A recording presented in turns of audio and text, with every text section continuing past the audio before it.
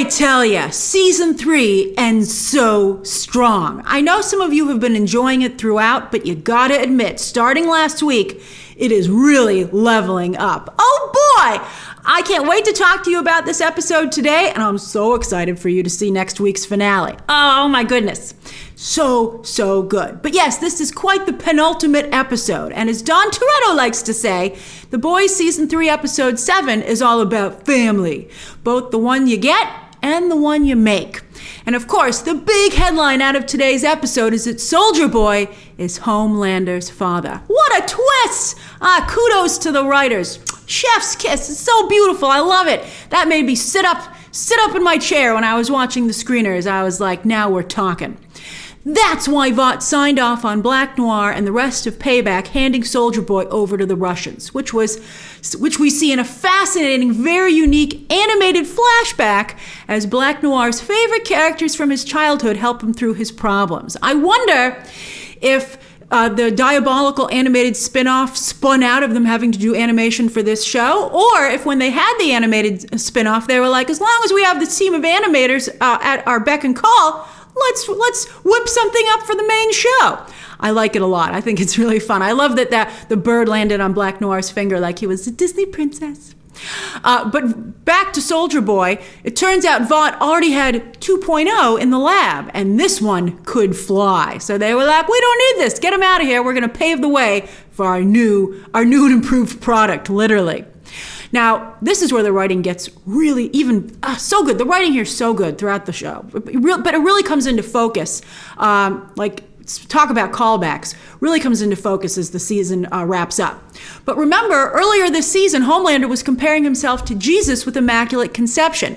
So does this make Soldier Boy God, right? Or does it mean that Homelander isn't a science experiment, that he is a real boy, that he is human after all, and that's not a bad thing because he has the best father ever, Soldier Boy. Soldier Boy even says he'd gladly step aside to give his son the spotlight, which of course is what is an ideal father as far as they're both concerned. You become rich and famous, son. Why, thanks, Dad. Hilarious. That's what superheroing seems to be about for both of them. Although, I don't know. Is Soldier Boy just all talk? I thought he had some interesting things to say about being a soldier here, which we'll discuss in Soldier Boy's best lines of the episode. Anyway, it is interesting, speaking of fathers and sons, to contrast all of this with Butcher and his father, because Mindstorm traps Butcher in a nightmare, a very real nightmare, by the way. This just allows Butcher to really see it and to not look away, that he has turned into his father in so many ways, perhaps so many ways that there's no getting away from it, right? And he sees that as he made that transformation growing up, that led to Butcher's brother committing suicide because he went from protector to just being too much like his dad, even if it's sometimes, maybe sometimes when his father was cruel, it was also because of extenuating circumstances. But at the end of the day, Butcher wasn't there for his brother, and his brother killed himself. It was really very, very sad. And kudos to Carl Urban, who did a great job with these scenes. But just when you think Butcher has learned from all that, when Annie, of course no longer Starlight, calls him up to warn him that V24 kills you after 3 to 5 doses, Butcher is way past that. But I believe that Huey has taken 4 doses, at least, so he's in the danger zone as well. I would think that Huey, they would both potentially be too far gone. We'll see. But anyway, Butcher doesn't tell him. Butcher just says, in fact, we need to go get more V24 for the next big battle. Now, maybe Butcher is again trying to explain this away by saying, hey, if I don't tell him, then he won't know it's coming. So I'm going to save him from that sadness. And hey, as long as we're both going to die, we might as well go out on top, killing Homelander. That's certainly the way Butcher wants to go out. But that's not Butcher's choice to make for Huey. Huey needs to consciously decide that. And speaking of choice, I love this. Kimiko writes a really moving speech that she first shows to Annie, and we don't see it, but then Frenchie reads it aloud for all of us. And I thought this was excellent. And it explains why Kimiko wants to voluntarily take Compound V again. And she expands on what Butcher has touched upon also earlier this season, and that's that while Butcher says that V makes a bad person worse, Kimiko counter-argues. Well, she doesn't know she's arguing with Butcher because they haven't discussed this, interestingly enough.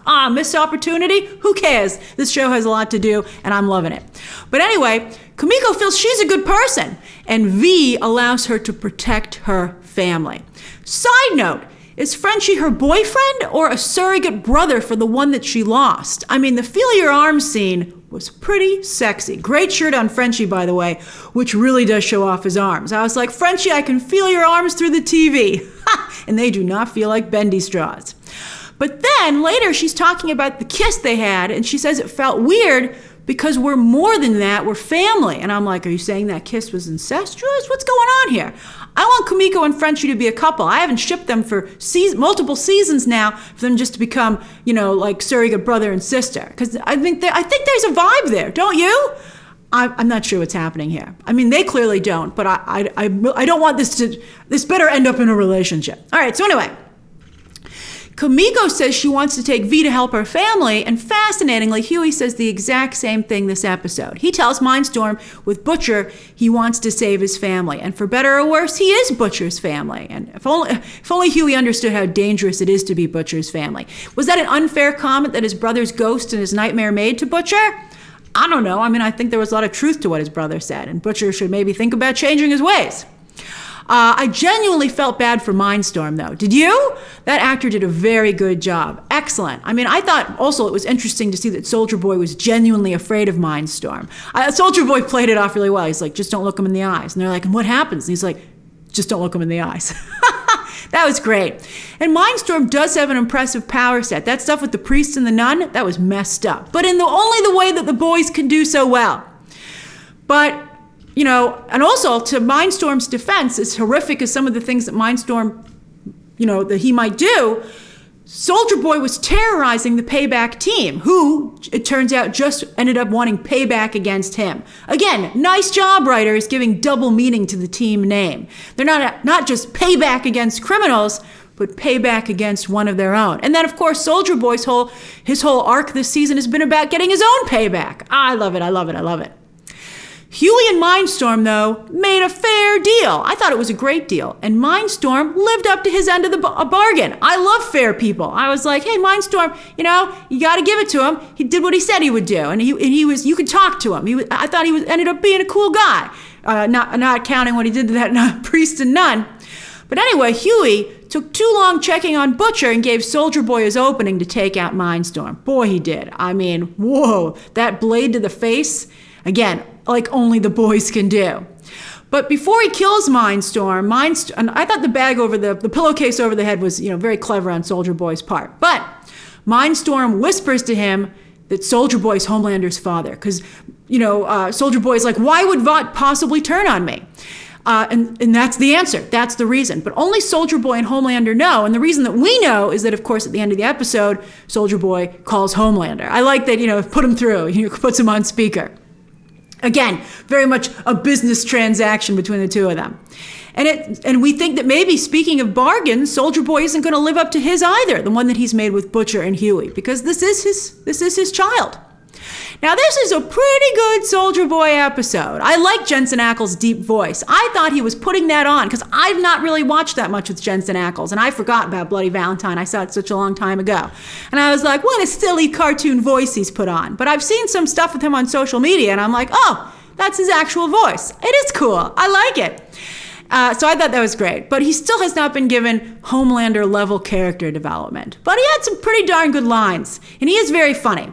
He says, I'm going to slap you like Connery, because, of course, Connery so infamously, I believe, slapped his significant other, right? But then when Huey calls him the Marlboro Man, which I thought was pretty spot on, and calls him on his shit, Huey gets slapped. And Soldier Boy's like, I did warn you. And I'm like, that is fair. He did warn you. And I also liked when he said, I thought the delivery on this was excellent, when he says, I don't have shell shock, F you, this is being a soldier. And I thought there was some truth to that it can be pretty nasty and difficult, and you have to power through it. But of course, a good soldier, and I don't think Soldier Boy is a good soldier, knows how to walk the line. And I also like the Legends line earlier in the episode about Soldier Boy saying, being American means knowing without question that you're the hero, even if maybe you're not. And I thought that was an interesting I thought that was an interesting take on Americana. And also the Vought messaging on both Soldier Boy and Homelander. And I think that's something that Soldier Boy and Homelander buy into themselves. That's all very interesting. Although I thought that Soldier Boy's taste for older ladies in the bedroom was not funny and a joke at the expense of those women who I actually also felt very bad for. Other themes of family this episode. Before Homelander finds out he has a dad, he's not above conducting a science experiment himself. I guess he's like, it worked great with me. He's keeping Maeve alive in the basement of Vought, we find out, to harvest her eggs so he can have more children because he's lost Ryan.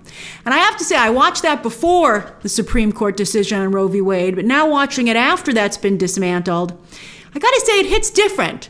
And, with the court saying they might go after contraception next, it makes you wonder if there might be a realistic near future where the government demands to harvest your eggs if you're not gonna use them. That's very scary to me. That's scary. But I mean, again, if you're making decisions about a woman's reproductive system, I guess that would be on the table, realistically. That's terrifying. But Maeve says, hey, at least the silver lining for today is that I can see that you have a black eye, Homelander, and I can see that you're scared. He is scared, but not just of Soldier Boy. He's also very scared of Annie, who's waging one of the worst and most dangerous battles against him, a public relations war. And she's getting in some very good hits. And Homelander's losing it. At the presidential campaign rally, he accuses Starlight of child trafficking through Starlight House, which Ashley also alludes to at the top of the show when she's on Vought News Network. And that, of course, is ripped from the headlines, as that's an accusation that's been waged against actual Democrats. They very much are having Annie be the Democrats and Homelander be the Republicans in the metaphor of this show. Now, Newman interrupts him after this. She interrupts his milking session, and she tells him to get a grip. And I think it's interesting because she's essentially Stan Edgar's daughter. And in this scene, she kind of becomes the new Stan Edgar for Homelander, one who can get real with him and can boss him around, who he respects. But she doesn't want anything to do with Vought. So Homelander gets to keep control of Seven and Vought because Newman, of course, is with the government. So that to me I was like, is this the new Stan Edgar? And she offers him a deal. They help each other, and she says, we can help each other. And in a show of good faith, and I think also not to get killed in the moment because Homelander, it seems, doesn't have respect for her just yet, she shows him what she's got to offer for her end of the deal. And it's good. And in fact, we later see in the episode that she's given him an address when he accepts the call from his father. Your dad on line 1. Back to Annie's popularity. She sneaks back into Vought for Kimiko's Compound V, and that's where she learns about the dangers of V24, very conveniently written on a notepad in the lab, and underlined. And Homelander, of course, knows she's there. He's known the whole time, but he can't kill her because he needs her to take back what she's been saying, which again underscores that perhaps public relations is the most dangerous thing of all. But Annie brilliantly gets him monologuing like the villain he's always been. She gets him to admit again to killing Supersonic, and then also he threatens to kill Huey again. But this time she's broadcasting the whole thing to her 190 million followers. Uh-oh! Homelander gets super nervous because again, he knows how dangerous public relations is, and he's like, what? We were just running lines. But I gotta tell you, speaking of today's real headlines, Ivanka Trump gave testimony in the January 6th hearing, and the Daily Show sent a reporter to a Trump event, and they asked a number of his followers what they thought of Ivanka saying that there was no stolen election. And a number of them said that they felt that was an Ivanka Trump impersonator. So I don't know if it would be bad for Homelander for everyone to hear this. They might, and also, even if they think he is saying it, they might feel that Supersonic and Huey deserved it for working with Starlight, who, he's been vilifying potentially very effectively, right? I mean, Todd believes all this. He's Team Homelander. Even when MM asks Todd to stop taking his daughter to Homelander's rallies, Todd stands firm. But this whole interaction, I felt very bad for MM, and I think this is MM's wife's fault. She's not into Homelander, which I think is maybe a little bit of a mistake with the writing, because why else would she be with Todd? I mean, Todd's not only going against MM's wishes, but he's going against her wishes as well. That's really serious. And for someone she's married to. I thought maybe they were just dating, but when I've been rewatching the show to cover it, I saw that they were married, and I'm like, what kind of relationship is that? The only reason I can think that she's with Todd is because he's the exact opposite of MM. He really is. He's a total 180. And I wish they would say that in the show to make it more understandable to why she's with Todd. Back to Black Noir. Payback might have been kind of like a family as well, but Black Noir got rid of Soldier Boy for himself. Soldier Boy pushed him over the edge specifically by keeping him from getting the lead role in Beverly Hills Cop. I'm like, I don't know if you would. I mean, that's Eddie Murphy, man. But it was a cute nod. Although Eddie Murphy is so the role, I'm like, I can't believe anybody else would get it. But anyway, Soldier Boy says he's the only star on this team, and nobody better forget it. But when they turn on him, so, and they hand him over to the Russians, Soldier Boy doesn't go down without a fight. And that's why Black Noir is the way he is today. His face burned, part of his brain damaged, part of it missing, we can see. And even though it's animated, it is really quite sad. It's interesting to see Black Noir feel both guilty about this and at the same time feel that he still needs to finish it. That's the emotions that he's wrestling with. Yet this whole time, he has been willingly Homelander's attack dog. Almost the same relationship that he had with Soldier Boy.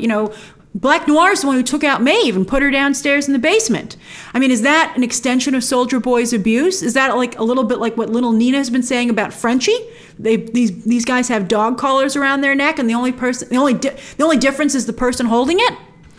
Now, Frenchie, by the way, figures out it's not a gas that takes out Soldier Boy, but a Russian nerve agent that's delivered via vapor. It just looks like gas on the footage that they have. But where are they going to get Russian nerve agent? I guess we'll find out next week. And A-Train is still alive. So many of you thought I was saying, that he died. You guys got to calm down. I'm very careful with the spoilers. So he's alive, and he's got Blue Hawk's heart. Yet again, Ashley has covered for him, which I thought was interesting. She's like, you've killed yet again, and here I am covering for you yet again.